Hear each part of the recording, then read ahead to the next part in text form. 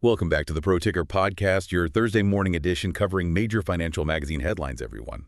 Today, we're taking a deep dive into the most compelling financial insights from Thursday, June 26, 2025. We've pulled together the essential nuggets of knowledge from a stack of sources, including CoinDesk, CNBC, Bloomberg, and Reuters. Yeah, and our mission today is really to cut through the relentless noise of the markets. We want to help you connect the dots between events that might seem separate, really understand the underlying currents shaping the global economy, and hopefully, help you walk away feeling truly well-informed. Okay, let's unpack this then. The S&P 500 is flirting with record highs again, almost back to its February peak. But there are so many global headwinds right now. It almost feels like February again, before everything shifted geopolitically and policy-wise. What's going on? That is the fascinating disconnect, isn't it? As CNBC and others have noted, the S&P 500 has shown this surprising resilience. It recently ended a trading session just shy of 6,100. That's less than 1% below its all-time high from February 19th. And this is happening despite some really significant uncertainties that, well, logically you'd think should be putting more downward pressure on things. Right. So what are some of those heavy loads, as you put it, that the market seems to be just shrugging off? What are the big risks we should be watching? If we connect this to the bigger picture, there are a few key areas of tension that are still simmering away. First, you've got geopolitical stability. Okay, there's a fragile ceasefire between Israel and Iran, which definitely helped calm markets. But reports, I think, from CNBC indicate the truce was nearly broken almost immediately. So there's an underlying fragility there. And next week's planned U.S. talks with Iran, those will be very closely watched. Okay, so fragility there. What else? Second, trade tensions are absolutely escalating. Bloomberg has highlighted President Trump's threats, tough trade deals with Spain, pushing NATO allies on defense spending, but maybe even more sharply, the EU's competition chief, Teresa Ribera, she's firmly stated that the EU's crackdown on big tech. And remember, that's resulted in huge fines for Apple, Meta, Google. That crackdown is not a bargaining chip. Not a bargaining chip. Nope. And those potential U.S. duties, Bloomberg reminds us, could jump to 50% on nearly 70% of EU exports by July 9th. That's significant. 50%. Wow. Okay, and the third point? And third, there's a major domestic policy debate right here in the U.S. Yahoo Finance has been covering the White House, making its case for President Trump's One Big Beautiful Bill Act. They're projecting, well, frankly, astounding economic growth, massive deficit reduction. But how realistic is that? Well, that's the thing. Independent economists, Tax Foundation, CBO, Penn Wharton, they widely disagree. Their projections suggest much lower growth, maybe around 1.1%, and actually a multi-trillion-dollar increase in the deficit, not a reduction. A huge difference. Massive. And this also brings up the important question about the debt ceiling.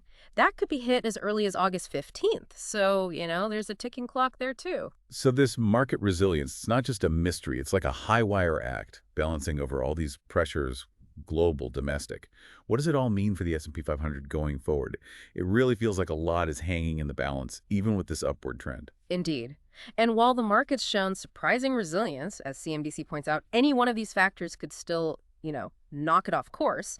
JP Morgan's global research team, for instance, they put the odds of recession at a notable 40% in their second half outlook. 40%. Still quite high. It is. So what you're seeing isn't necessarily a sign of fundamental strength, maybe just the market focusing on, well, the optimistic scenarios for now, which actually leads us nicely into the next point. Right, because here's where it gets really interesting. Amidst all this, the dollar is weakening.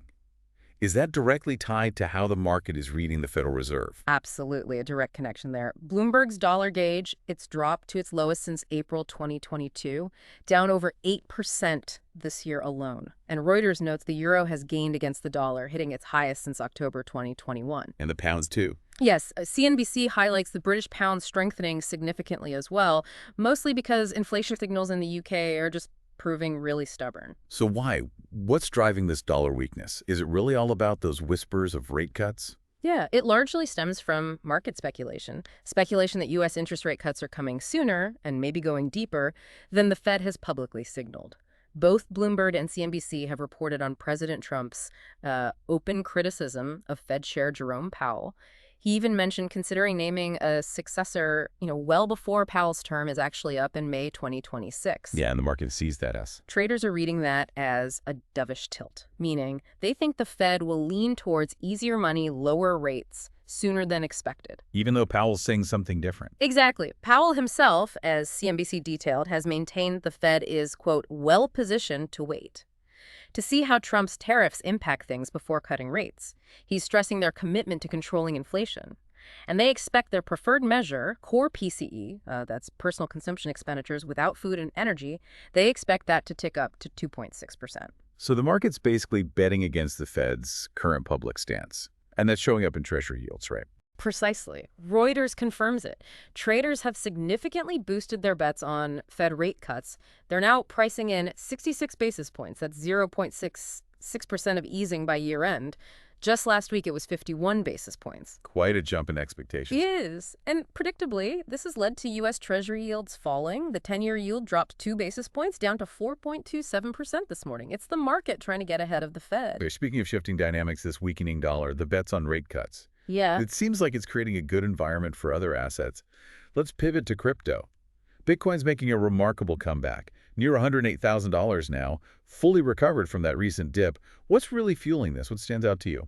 What's truly fascinating here, and CoinDesk has covered this extensively, is how several trends are converging to drive this crypto momentum. It's not just bouncing back from those Middle East tensions, it's also strong macro signals turning markets more risk-on. Institutional buying is undeniably picking up steam, and that dovish Fed commentary we just talked about absolutely flipping investor sentiment towards crypto. And retail investors, too. Yes, CoinDesk highlighted eToro data showing retail is accelerating their rotation into digital assets. 58% of U.S. retail investors increasing crypto exposure. They see the weakening dollar, the rising global uncertainty, and they're moving. Plus, Bitcoin reclaiming its 50-day moving average. That's a classic technical signal traders watch for accelerating momentum. And it feels like it's not just about the price of Bitcoin or Ether or Solana anymore. It's about crypto making, deeper inroads into traditional finance. This feels like a fundamental shift happening. That raises a really important question, doesn't it? How integrated is crypto actually becoming? CNBC reported Fed Chair Powell recently told the Senate Banking Committee the stablecoin industry has, quote, matured significantly and is now part of the mainstream financial landscape. That's a big statement from the Fed chair. It is, but maybe even more impactful, in my view, the Federal Housing Finance Agency, the FHFA. They've ordered Fannie Mae and Freddie Mac to study using crypto holdings for mortgage qualifications. Without selling the crypto first. Exactly. Without requiring borrowers to liquidate into U.S. dollars. That's a potential game changer for accessibility. And it lines up directly with President Trump's vision, making the U.S. the crypto capital of the world. Even if initially it's restricted to assets on U.S.-regulated centralized exchanges, still it's a big step. And the NYSE is involved, too. Yeah, the NYSE itself is pushing for a rule change to launch a crypto ETF linked to President Trump's Truth Social. So you're seeing this push from multiple angles. It seems like even someone like Jim Cramer is getting on board. He listed crypto as a winner. He did. On CNBC recently, Cramer highlighted crypto as one of his 5 winning sectors. He specifically pointed to gains in stocks linked to crypto, like Coinbase, Robinhood, Circle Internet. It really shows how perception is shifting. So with all these macro currents, Fed policy, crypto's rise, how are these trends actually playing out in specific sectors? Which areas are doing well and which are, struggling right now? Well, beyond crypto, Jim Cramer on CNBC identified several other winning themes. First, cybersecurity. Demand is just soaring because of increasing threats. Companies like CrowdStrike, Palo Alto Networks doing exceptionally well. Makes sense. Second, data centers and semiconductors. Cramer called this sector bonkers, and it's pretty much all driven by AI. NVIDIA, especially, just hit a fresh record high. Yahoo Finance and CNBC reported it reclaimed its title as the world's most valuable company. Market cap around $3.77 trillion. $3.7 trillion. Astonishing. It is. And that sparked a rally in Asian chip stocks, too, like SK Hynix, TSMC, shows global confidence in AI demand continuing. Some analysts are even talking about NVIDIA potentially reaching a $6 trillion market cap down the line. Wow. Any other winners? And third, maybe a bit surprising, banks. Cramer sees them performing well because of the low unemployment environment, stable credit conditions. Okay, so what about the losing side? Where's the pain? On the losing side, Kramer pointed to a few areas. Housing is one. It's facing, quote, anemic new housing starts, terrible mortgage numbers, basically stuck waiting for those Fed rate cuts we talked about. Autos are another, plagued by tariff instability, trade war impacts. CNBC, for instance, reported Tesla sales in Europe plunged pretty significantly year on year in May. Ouch. Yeah. He also listed freight transportation, general retail, and interestingly, some consumer packaged goods companies. Why them? Apparently seeing some impact from the growing popularity of those GLP-1 weight loss drugs, kind of an unexpected ripple effect. Fascinating. Okay, what about commodities? The real basic building blocks, seeing interesting shifts in gold, platinum, copper. Absolutely. Significant movement there. For gold, Bloomberg reported China just opened its first offshore gold vault in Hong Kong, and they're trading in yuan-denominated contracts. This is a strategic move by China, top gold producer and consumer. It's about increasing their influence on pricing, reducing reliance on the US dollar, fits right into those broader de-dollarization efforts you hear about. Interesting strategic play. And platinum. Platinum, also via Bloomberg, surged to its highest price since 2014, nearly $1,400 an ounce, driven by mounting supply concerns, a wave of speculative buying, and stronger underlying demand, especially from Chinese investment in jewelry. Palladium is getting a lift too, since it's closely linked. And copper. Still strong. Copper, yeah. Bloomberg says it extended gains for a fifth straight day, nearing $9,800 a ton now. Goldman Sachs thinks prices could peak around $10,050 a ton in August. You know what's driving that? Mostly tightening supply outside the U.S. and surprisingly resilient Chinese sentiment. However, there's a catch. That potential 25% U.S. tariff on copper imports by September. Goldman Sachs suggested that could push prices back down later in the year, so definitely something to keep an eye on. Okay, let's zoom out for a second. Some specific regional stories and company news.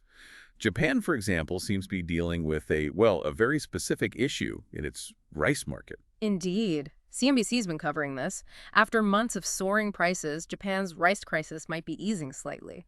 The average price for a 5-kilogram bag dipped below 4,000 yen for the first time since March. That sounds good, but what's the context? Well, perspective is key. Prices are still way higher than 2 years ago when that same bag was closer to 1,800 or 2,000 yen. So still double, roughly. Exactly. And the government's releasing reserves, but get this, consumers are worried about the quality. They're calling it old rice from 2021. Japan's even had to import rice from South Korea and California. It really highlights, the fragility of these global food supply chains sometimes.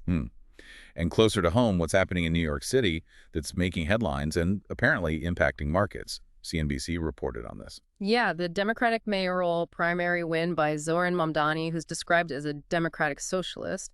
Wall Street is reportedly feeling, quote, alarmed and depressed. Why the strong reaction? Concerns about potential tax hikes, tighter regulations, and it's already hitting NYC-tied stocks. Flagstar was down nearly 4%, SL Green down 5.7%, Vornado down almost 7%. Municipal bonds felt it too. One hedge fund manager, Philippe Lafond, even floated the idea of a wealthy exodus from the city.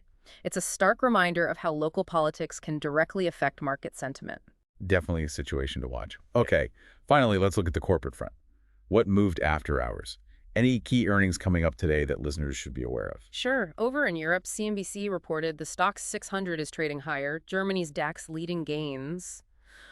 Shell had to put out a statement saying it's not actively considering a bid for BP after some media speculation caused a stir. H&M, the Swedish clothing giant, reported weaker than expected sales, but did say demand picked up recently. And Worldline, the payments group, saw its shares recover a bit, up 12% after that huge 38% drop yesterday. Reuters mentioned allegations about banned merchants. In the U.S. after hours. CNBC highlighted Micron and H.B. Fuller rising on strong earnings reports. Good news there. But Kratos Defense tumbled on news of stock offering and Jefferies Financial missed earnings estimates. And looking ahead to today, Thursday. Nike and McCormick are both set to report earnings today. Those will be important reads on the consumer sector for sure. Wow. What a deep dive today. We've really peeled back the layers on, everything from the S&P 500's resilience against all these global tensions and domestic policy fights to the weakening dollar, the market betting against the Fed, crypto's march into TradFi, specific commodity shifts, Japan's rice situation, NYC's political tremors. It's a lot. It really is. And it raises an important question, I think, for you, our listener. With all these complex, interconnected, sometimes contradictory signals, what stands out to you as the single most critical trend to watch in the coming weeks? How might these macro stories and these micro stories influence each other in ways we haven't even fully considered yet? Exactly. It's just a testament to how incredibly interconnected our world is. And understanding these underlying dynamics, well, it truly helps you become well-informed, not just, passively reading headlines. Consider which of these seemingly disparate stories might have the most unexpected ripple effects on your financial world in the coming months. We'll see you all tomorrow morning with new headlines from major financial magazines.